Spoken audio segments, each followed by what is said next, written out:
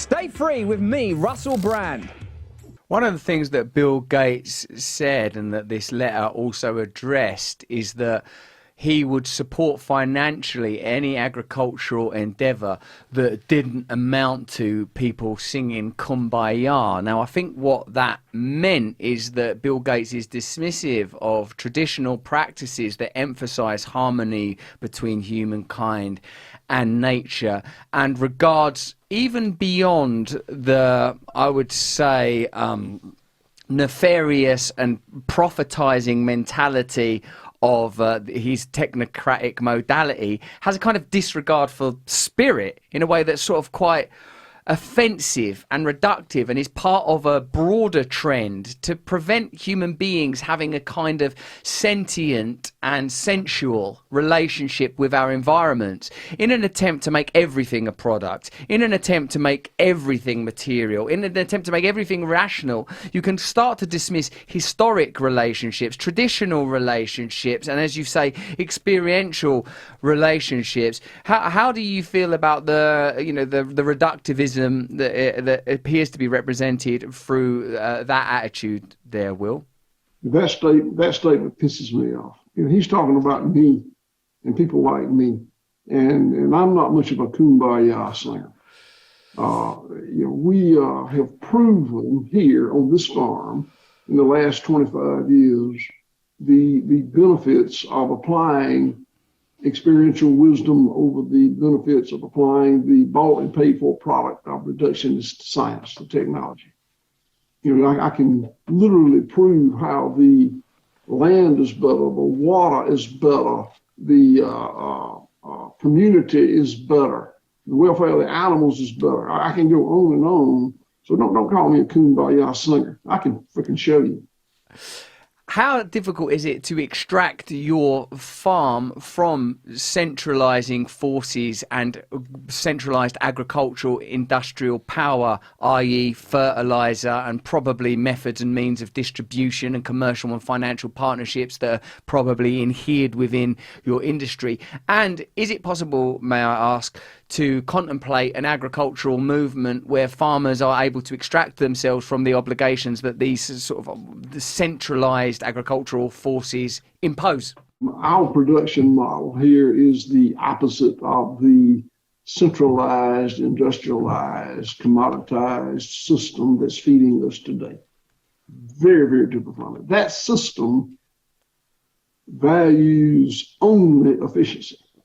Now, efficiency is important. It's just incumbent upon all of us to try to operate efficiently. But when efficiency becomes the only metric, then you give up resiliency. You give up, you open yourself up to all sorts of unintended consequences. The model that we practice here, and we're not the only ones, this is just the one I can talk about. The model that people like us practice today is highly, highly replicatable. It is not highly scalable. White Oak Pastures is probably as big as it needs to be, but there could be a White Oak Pastures in every agricultural county in the nation, or 2 or 3.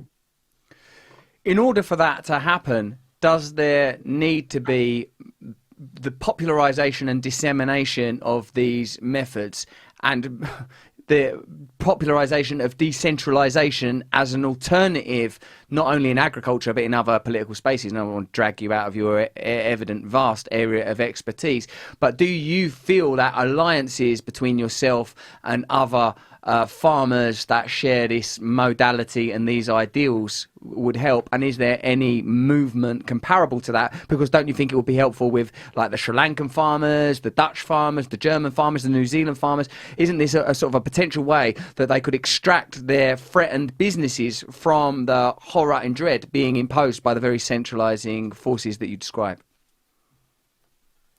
Well, let's be clear that if there is a movement from the current system to the system that I advocate, it will not be farmer-led. It's got to be consumer-led. Farmers simply can't afford to say, I think I'll change everything I've been doing for the last 80 years and see if people will buy it from me, and I can make enough money to continue to operate. That can't happen on scale. There's a few of us did it, but that's not going to happen in mass. It certainly won't be, a change certainly won't come from big ag. It certainly won't come from big food. It certainly won't come from the politicians who are fed by big ag and big food. It won't come from universities that are fed by big ag and big food. It will be consumer led if it happens. And for consumers to do that, they've got to come to understand how expensive food is today. The fact is, my food costs more than big ag, big food. And it's because we internalize the externalized costs that happen in that commodity industrial program. How much does so my beef may be 30% more than industrial beef. That's probably a fair number. I don't know what it is. But how much does losing antibiotics, the pathogens are resistant to pathogens are resistant to antibiotics? How much does that cost? How much does a good hurricane cost? How much does the dead spot in the Gulf of Mexico? All these externalized costs that the system puts into place are not recognized when you actually buy the food from the big food company. When you talk about consumers and consumer choice, it, of course, we have to, when analysing that idea, include the way that consumers are coached, the way that we're being increasingly impoverished, the cost of living crisis, the lack of awareness around these issues, and as you've explained, that many academic and media spaces have been co-opted by big food to such an alarming degree that these ideas are either seen as niche or kumbaya type ideas rather than pragmatic. So you can see that systemic change is required there when it comes to the perception of many of the ideas that you've described. Now, I'm a vegan, but I'm also non-judgmental. That makes me a very rare thing indeed. One of the things that the World Economic Forum's agenda, the Great Reset, states is that you'll eat much less meat, which is presumed to be as a result of the impact on climate, the claim that meat is bad for you. What do you make of these claims, and can you explain the difference between your type of farming practices and mass production farming practices with regard to the issue of eating meat? I can. So animal impact on land is part of proper animal impact. It's part of mitigating climate change. It doesn't contribute to climate change.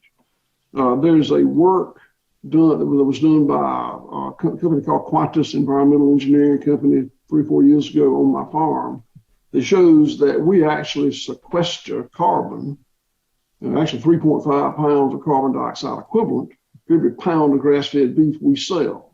You can see that on our website, whiteoakpastures.com, under the environmental stewardship section.